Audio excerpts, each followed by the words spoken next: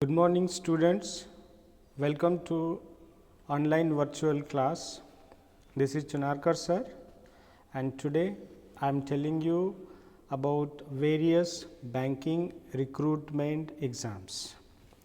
So, get ready. See, here we are talking about banking exams. जैसे आप पिछले कुछ दिनों से अलग अलग कॉम्पिटिटिव एग्ज़ाम की जानकारी ले रहे हो, बाकी टीचर्स ने आपको एमपीएससी, यूपीएससी, कंबाइंड एग्ज़ाम या रेलवे रिक्रूटमेंट या सरल सेवा भर्ती, इन सभी एग्ज़ाम्स के बारे में आपको नॉलेज दिया है। उसी तरह जो अलग अलग गवर्नमेंट रिक्रूटमेंट्स हैं, उनमें जहाँ पर एक मेगा भर्ती होती है, जैसे कि हम बात करते हैं एमपीएससी की, कुछ गवर्नमेंट सेक्टर जो हमें मुँह ज़बानी याद है, जैसे कि एमपीएससी जहाँ बच्चों का ज़्यादा इंटरेस्ट होता है, यूपीएससी एग्ज़ाम्स। उसी तरह से जो मेजर गवर्नमेंट एग्ज़ाम्स हैं, जो मेजर गवर्नमेंट एग्ज़ाम्स की बात करते हैं, उसमें एक सेक्टर है जहाँ पर बहुत बड़ी मात्रा में रिक्रूटमेंट होता है, वो है बैंकिंग सेक्टर।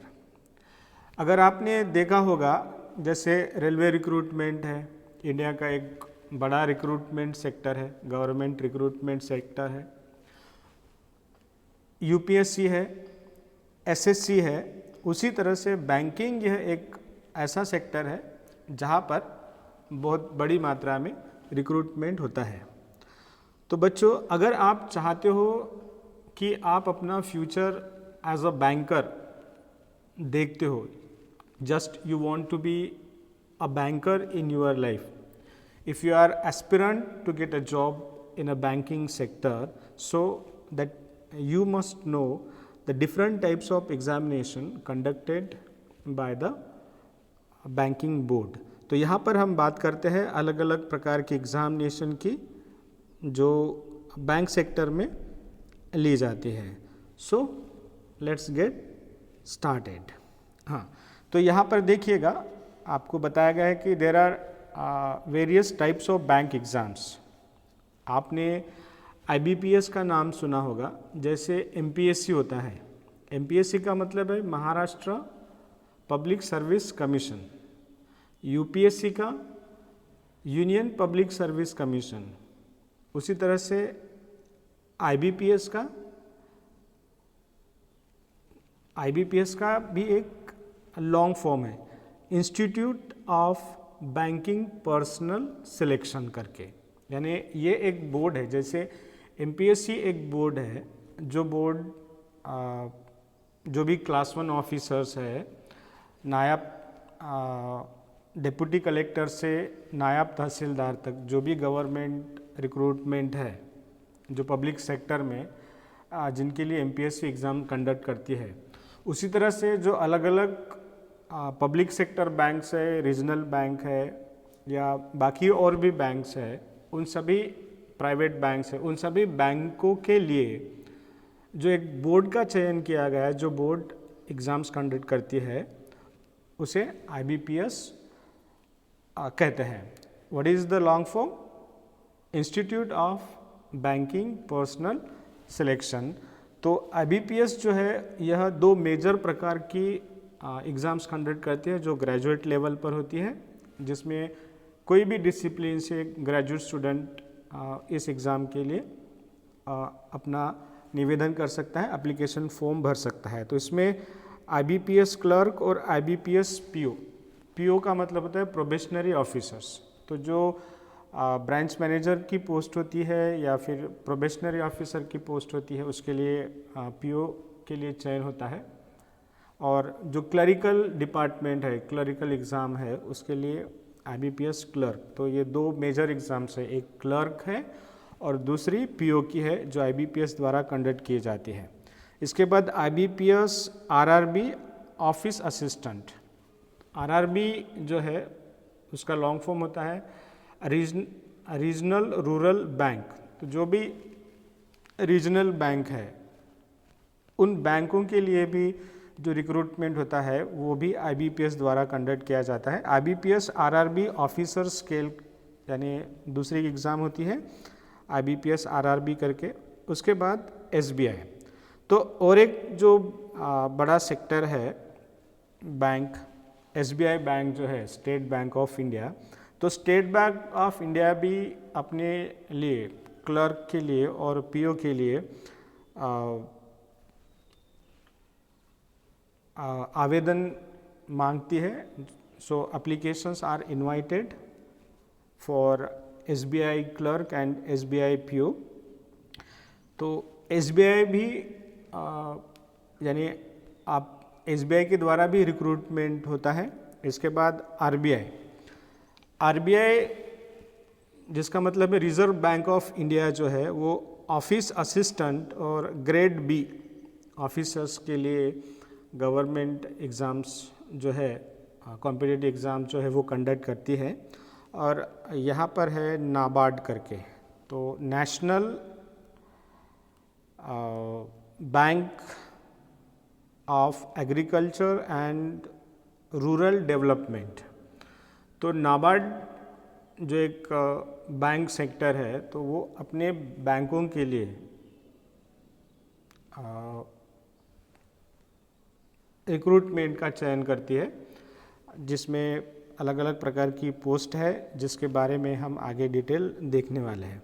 तो ध्यान दीजिएगा, यहाँ पर दो मेजर चीज़ों के बारे में हम बात कर रहे हैं, एक क्लर्क पोस्ट के लिए और दूसरा पीओ के लिए। पीओ का लॉन्ग फॉर्म क्या है?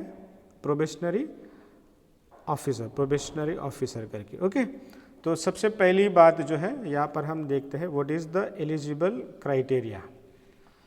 तो एलिजिबल क्राइटेरिया जो है इसमें सबसे पहले आता है आपका graduation. Okay, you must be a graduate student to fill the form for this type of examination।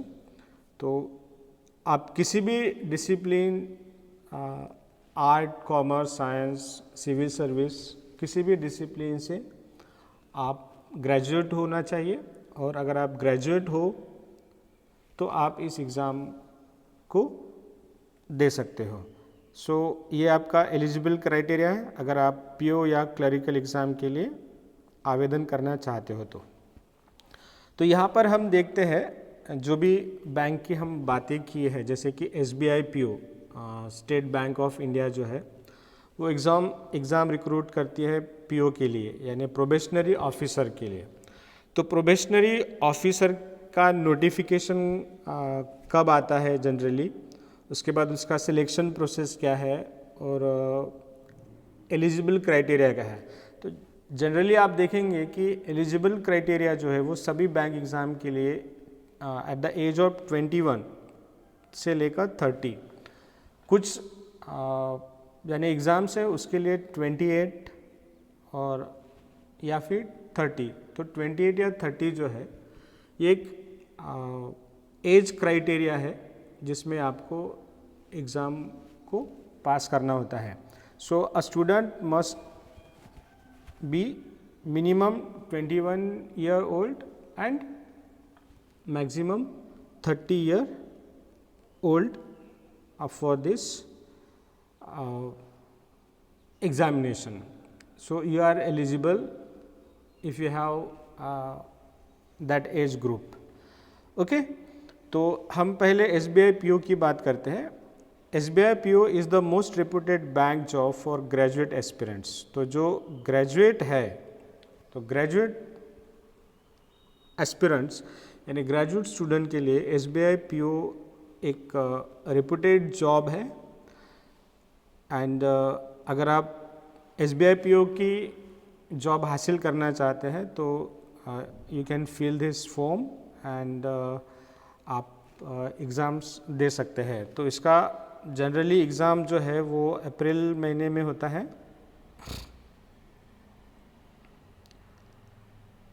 Okay, तो सिलेक्शन प्रोसेस में यहाँ पर बताया गया है कि आपको 3 फेज में इस एग्ज़ाम को देना होता है। पहला प्रीलिम्स, दूसरा मेन और फाइनली इंटरव्यू। तो आपको ये 3 स्टेजेस है, इन 3 स्टेजेस में आपको एग्ज़ाम्स को अपीयर्ड होना होता है। ओके, तो दैट इज़ SBI PO। हाँ, उसके बाद है SBI junior clerk, junior associate. तो ये क्लरिकल एग्जामिनेशन है। आप देख सकते हैं कि SBI conduct SBI clerk examination to recruit junior associate in various branches of SBI. This is a grassroots level examination consisting of 2 stages and a LPT. LPT का long form बताया गया है। What is LPT? Language Proficiency Test। तो आप जिस reason से हो, आप उस रीजन का लैंग्वेज आपको आना चाहिए। तो ये LPT टेस्ट होता है, यानी जो फेजेस है, आप प्रीलिम है, मेंस है, तो उसी तरह से एक और एग्ज़ाम आपको देना होता है।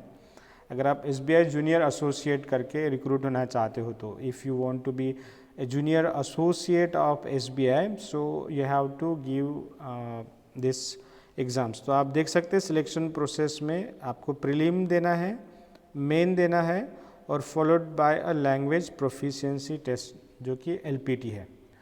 एज ग्रुप देख सकते हैं आप 20 to 28 ईयर्स।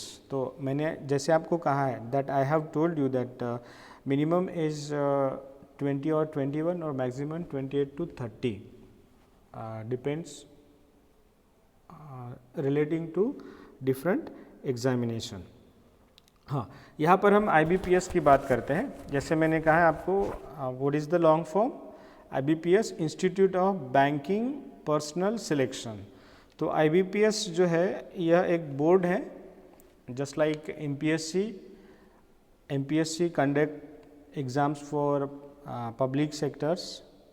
उसी तरह से IBPS जो है ये भी एक बोर्ड है and it conducts various exams in A banking public sector bank, regional bank, clerk, probationary officer, assistant. तो ये सभी पोस्ट के लिए SBI द्वारा पोस्ट निकाली जाती है और आपको एग्ज़ाम प्रिपेयर करना होता है। तो जस्ट रीड इट। क्या है IBPS? IBPS is one of the largest recruitment body that conduct various examination to recruit eligible candidate for the various public sector banks and regional banks. Clerks, probationary officer, assistant are the post for which IBPS conduct exams. तो IBPS जो है वो PO के लिए, clerk के लिए, assistant के लिए या फिर रीजनल बैंक्स के लिए एग्ज़ाम्स कंडक्ट करती है और आप इसे इस एग्ज़ाम को दे सकते हो। तो यहाँ पर हम बात करते हैं IBPS PO की। तो same as SBI PO, IBPS PO, but वहाँ पर SBI खुद यानी एग्ज़ाम कंडक्ट करती है और यहाँ पर एक बोर्ड है जिसे एग्ज़ाम कंडक्ट करने की अनुमति दी गई है, जो कि IBPS कहलाते हैं। IBPS PO exam is conducted to recruit probationary officer in various public sector bank. This exam is conducted every year and candidates should hold a degree of graduation. यहाँ देखिए नोटिफिकेशन में आपको जनरली अगस्त या सितंबर में, every year of अगस्त और सितंबर के दरम्यान आपको नोटिफिकेशन मिलता है और IBPS PO का रिक्रूटमेंट होता है। If you want to give this exam, तो आपका चयन जो है एक प्रीलिम्स, मेंस और इंटरव्यू, यहाँ पर 3 स्टेजेस हैं। तो आपने देखा कि जैसे क्लरिकल एग्ज़ाम होता है तो वहाँ पर इंटरव्यू नहीं होता है, आपको सिर्फ 2 फेज में एग्ज़ाम्स देनी होती है, एक प्रीलिम और दूसरा मेंस। बट अगर आप PO के लिए एग्ज़ाम देते हो तो आपको इसे 3 स्टेज में देना होता है। तो पहले आपको प्रीलिम एग्ज़ाम देनी होती है, बाद में मेंस देना होता है और आफ्टर इंटरव्यू। तो आपको ये 3 स्टेज में PO के लिए जाना होता है। और क्लर्क की बात करते हैं तो जैसे हमने SBI क्लर्क की बात की है, तो आपको एक प्रीलिम देना होता है, एक मेंस देना होता है और एक एलपीटी। एलपीटी का मतलब है लैंग्वेज प्रोफिशिएंसी टेस्ट। तो एक रीजनल लैंग्वेज जो है उस रीजनल लैंग्वेज का टेस्ट होता है, उसे आपको देना होता है। तो आप क्लरिकल एग्ज़ाम्स जो है उसके लिए एलिजिबल हो सकते हो। Okay, then IBPS RRB। RRB का लॉन्ग फॉर्म है रीजनल रूरल बैंक। तो जो रीजनल रूरल बैंक्स है उसके लिए IBPS द्वारा चयन किया जाता है। तो आप यहाँ पर पढ़ सकते हो, IBPS is conduct in RRB recruitments for both clerk and officer posts in regional rural banks across India. Graduation degree and should have proficiency in their local language, जो हम LPT की बात करते हैं। Clerk and officer post have different selection process which is given as follows. तो clerk post के लिए और ऑफिसर पोस्ट के लिए अलग अलग प्रकार का सिलेक्शन क्राइटेरिया है जिसे आपको जानना होता है। तो आप देखिएगा कि अगर if you are going through for a clerk post, तो क्लर्क पोस्ट के लिए आपको यहाँ पर 2 एग्ज़ाम्स आप देख सकते हैं। इसमें एक प्रीलिम्स है और दूसरा मेन एग्ज़ाम है। बट क्लर्क के लिए आपको एक लैंग्वेज प्रोफिशिएंसी टेस्ट देना होता है LPT करके। और जो ऑफिसर ग्रेड है यानी ऑफिसर पोस्ट है, तो ऑफिसर पोस्ट के लिए आपको 3 स्टेजेस में एग्ज़ाम्स है, एक प्रीलिम है, एक मेन है और एक इंटरव्यू है। तो आप इस तरह से IBPS RRB के लिए एग्ज़ाम दे सकते हैं। इसके बाद और एक बैंक है जिसे हम नाबार्ड कहते हैं।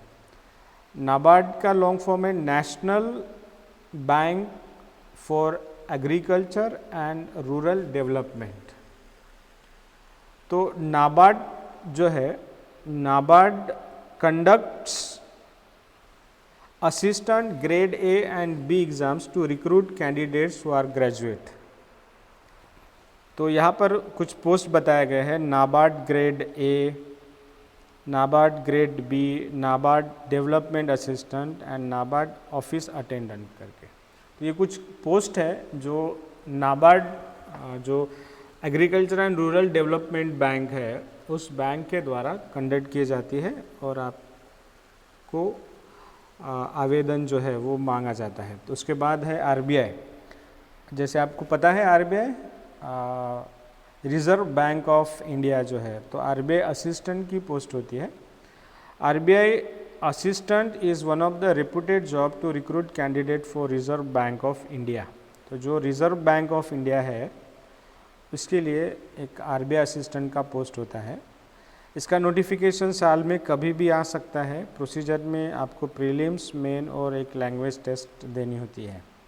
ओके, तो इसका भी सिलेबस जो है हम आगे देखते हैं।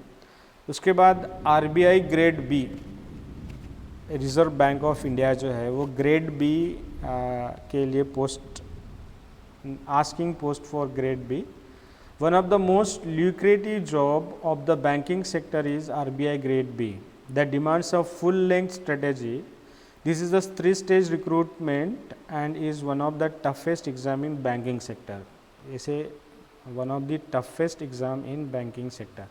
तो एक टफ एग्ज़ाम होती है जिसे आपको 3 फेज में देना है, प्रीलिम्स, मेंस और इंटरव्यू में, जुलाई और any time in the any other time of the examination. Generally इसका नोटिफिकेशन जो है वो जुलाई महीने में आता है साल में, या फिर you find it at any other time.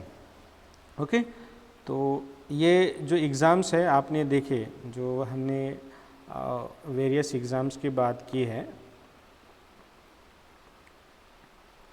Okay, जैसे हम SBI PO, SBI clerk, okay, उसके बाद IBPS PO, IBPS clerk, IBPS RRB, NABARD, RBI assistant, RBI grade B। तो ये सारी जो क्लर्क एंड ऑफिसर ग्रेड की जो एग्ज़ाम्स है बैंक में, इसका सिलेक्शन प्रोसेस है। तो जो क्लरिकल एग्ज़ाम है हैज़ 2 फेजेस, इसके 2 फेज है। एक प्रीलिम एग्ज़ाम्स है और दूसरा मेन एग्ज़ाम्स है। आपको प्रीलिम एग्ज़ाम्स देनी है पहले, और इसके बाद में नेक्स्ट में अगर आप प्रीलिम क्वालिफाई होते हैं तो आपको मेन एग्ज़ाम जो है वो देनी होती है। तो क्लर्क ग्रेड के लिए यानी 2 फेजेस है, बट अगर आप बैंक पीओ यानी जो ऑफिसर ग्रेड है, अगर आप ऑफिसर ग्रेड के लिए आप अगर एग्ज़ाम देना चाहते हो तो इट हैज़ ए 3 फेजेस, इसके 3 फेज है। इसमें आपको प्रीलिम्स देना होता है, अगर आप प्रीलिम में क्वालिफाई होते हैं तो आपको मेन एग्ज़ाम्स देनी होती है, and suppose you scored well, if you score well then finally you have to go for an interview। तो आपको ये 3 स्टेज में आपको प्रोबेशनरी ऑफिसर के लिए एग्ज़ाम्स देने होते हैं। मार्क का डिस्ट्रीब्यूशन यहाँ पर बताया गया है, प्रीलिम 100 मार्क्स, मेन 250 और इंटरव्यू जो है वो 100 मार्क्स, इस तरह का एग्ज़ाम पैटर्न होता है। तो पहले हम जो क्लर्क है बैंक क्लर्क एग्ज़ाम्स जो है इसका एग्ज़ाम पैटर्न देखते हैं। जो प्रिलिमिनरी एग्ज़ाम्स होती है, पहले जो आप प्री करके एग्ज़ाम्स देते हो, उसमें आपको क्लरिकल जॉब के लिए 3 सब्जेक्ट की पढ़ाई करनी होती है। इसमें पहला सब्जेक्ट है English language. Suppose you want to do a job in a banking sector, you must be a good at English. आपका इंग्लिश अच्छा होना बहुत ज़रूरी होता है। तो इंग्लिश लैंग्वेज पर आपकी अच्छी कमांड होनी होती है और इट इज़ वेरी इम्पोर्टेंट। और दूसरा जो है subject quantitative aptitude and regional ability, ये दोनों जो सब्जेक्ट है they are relating to maths. तो ये मैथ्स से रिलेटेड सब्जेक्ट है, जो अगर आप बैंक में जॉब करते हैं तो that you are good in calculation, you are good at calculation, you are good at reasoning, okay, जो आपको प्रॉब्लम सॉल्विंग जो होता है उसमें आपको अच्छा होना बहुत ज़रूरी होता है। तो हम यहाँ पर बात करते हैं थोड़ा क्वांटिटेटिव एप्टीट्यूड के बारे में। तो व्हाट इज़ क्वांटिटेटिव एप्टीट्यूड? तो क्वांटिटेटिव का मतलब होता है प्रमाण, यानी नंबर्स जो होते हैं, दैट जो नंबर्स है, आपको किसी भी कैलकुलेशन से रिलेटेड क्वेश्चंस जो है उसे सॉल्व करते आना बहुत ज़रूरी होता है। तो क्वांटिटेटिव एप्टीट्यूड जो है, एप्टीट्यूड का मतलब होता है योग्यता, आपका स्किल, कि that you can solve the problem. Mostly जो भी नंबर रिलेटेड है या फिर जो कोई कैलकुलेशन है, तो आप उसको किस तरह से सॉल्व करते हो। तो ये आपको मैथ्स रिलेटेड जो भी प्रॉब्लम्स है, इसका जो स्टडी है वो आप क्वांटिटेटिव एप्टीट्यूड में करते हैं। इसके बाद रीजनिंग एबिलिटी। तो रीजनिंग एबिलिटी जो है, रीजनिंग एबिलिटी, तो रीजनिंग का मतलब होता है तर्क। आपको किसी भी चीज़ का अनुमान लगाते आना बहुत ज़रूरी होता है। तो रीजनिंग एबिलिटी से रिलेटेड जो है वो 3rd पेपर होता है, जिसमें आपको जैसे अल्फ़ाबेटिकल सीक्वेंस लगाना है या नंबर सीक्वेंस लगाना है, डाटा इंटरप्रिटेशन है। तो ये सारी चीज़ें जो लॉजिकल चीज़ें जो है ये आपको रीजनिंग एबिलिटी में सीखनी होती है। तो अगर आप मैथ्स और इंग्लिश, ये 2 सब्जेक्ट्स में अच्छे हो, if you are good at maths and English, so you can very easily get good score in such banking clerk and PO examination। इसके बाद आप देखिएगा कि जो मेन एग्ज़ाम्स है उसमें कुछ सब्जेक्ट्स बढ़ जाते हैं, जैसे कंप्यूटर एप्टीट्यूड, कंप्यूटर का नॉलेज होना ज़रूरी होता है। जनरल अवेयरनेस, जो हम GS की पढ़ाई करते हैं, जनरल स्टडी जो है वो general awareness, and financial awareness, because banking sector is mostly depends on financial issues। जो फाइनेंशियल चीज़ें जो जहाँ जिन पर ज़्यादा डिस्कशन होता है बैंकिंग सेक्टर में, तो आपको फाइनेंस का भी नॉलेज होना ज़रूरी होता है। हाँ, उसके बाद हम बात करते हैं पीओ की। तो पीओ का एग्ज़ाम पैटर्न जो है, इसमें मेंस जो एग्ज़ाम है, इसमें एक और सब्जेक्ट यहाँ पर आप देख सकते हैं, डाटा एनालिसिस एंड इंटरप्रिटेशन। तो आप किसी भी डेटा को किस तरह से एनालिसिस कर सकते हैं। एनालिसिस का मतलब होता है मूल्यमापन करना। तो आप उसे किस तरह से उसका इंटरप्रिटेशन करते हो, ये एक सब्जेक्ट है। इसमें आप देख सकते हो और एक सब्जेक्ट है general economy and banking awareness. तो इकोनॉमी फाइनेंस से रिलेटेड और बैंकिंग अवेयरनेस, बैंक से रिलेटेड क्वेश्चन जो है, बैंक के बारे में जानकारी होना चाहिए। और पांचवा सब्जेक्ट है English language, letter writing and essay writing. तो यहाँ पर आप इंग्लिश लैंग्वेज जो है वो भी इम्पोर्टेंट है, जिस पर आपको प्रश्न पूछे जाते हैं। आप देख सकते हैं इंग्लिश लैंग्वेज का ऑलरेडी पेपर है, इसके बावजूद भी आपको एक सेपरेट पेपर होता है डिस्क्रिप्टिव, जिसमें आपको लेटर राइटिंग और एसे राइटिंग पूछा जाता है। तो आप देखिएगा मार्क्स का डिस्ट्रीब्यूशन, नंबर ऑफ क्वेश्चंस और ड्यूरेशन, कितना समय है, ये सारा डिटेल्स आपको यहाँ पर लिख कर दिया है। आप उसे इत्मीनान से पढ़ सकते हो। ओके। तो आप देख सकते हैं कि यहाँ पर सिलेबस दिया गया है जो आपको पता रखना है। उससे पहले हम बात करते हैं कि जो थर्ड स्टेज है इंटरव्यू, जो हम इंटरव्यू देने के लिए जाते हैं, तो the minimum qualifying marks in the interview is 40। तो आपको अगर 100 मार्क्स का इंटरव्यू है तो मिनिमम क्वालिफाइंग मार्क्स 40, तो आपको 100 में से 40 मार्क्स लेना होता है। कैटेगरी वाइज यहाँ पर आपको कुछ कम स्कोर भी चलेगा, जैसे SC ST OBC PWD अगर कैंडिडेट है तो आप देख सकते हैं कि उसे 35% का मिनिमम क्वालिफाइंग स्कोर है, यानी 100 मार्क इंटरव्यू में अगर 35 मार्क्स भी मिलते हैं तो वो इंटरव्यू क्रैक कर सकता है। हाँ, कुछ चीज़ें जो है वो आपको ध्यान में रखना है। बैंकिंग एग्ज़ाम में नेगेटिव मार्किंग होता है। So there is a penalty of 0.25 marks for wrong answers marked in the objective test of both preliminary and mains exam. तो जो प्रीलिम एग्ज़ाम है और मेन एग्ज़ाम है, ये दोनों एग्ज़ाम में नेगेटिव सिस्टम है। अगर आप कोई रॉन्ग आंसर देते हो तो आपको 0.25 मार्क्स यानी 1/4 मार्क्स जो है आपको माइनस किए जाएंगे। बट अगर आप ब्लैंक रखते हो, there will be no penalty for leaving a question blank, that is if no answer is marked by the candidate. But अगर आप वो क्वेश्चन को सॉल्व नहीं करते हो, if you keep it blank, तो आपका कोई नेगेटिव मार्किंग नहीं होगा। सो यहाँ पर marks obtain in the preliminary exam will not be considered in the final score and are only for qualifying to main exam. तो एक बात और महत्वपूर्ण है कि जो आप प्रीलिम एग्ज़ाम, जो पहली एग्ज़ाम होती है, अगर आप वो पास करते हो तो it is just qualifying exam. वो क्वालिफाइंग एग्ज़ाम है जिसका मेन एग्ज़ाम में स्कोर ऐड नहीं होता है। तो अगर आपको यानी आपका जो स्कोर हुआ एग्ज़ाम में, जो आपका रैंक या कट ऑफ जो है वो डिसाइड होता है आपके मेन एग्ज़ाम्स और इंटरव्यू में। प्रीलिम का स्कोर जो है वो काउंट नहीं किया जाता है। तो ये कुछ चीज़ें जो है एग्ज़ाम्स के बारे में जिसकी जानकारी आपको रखना है।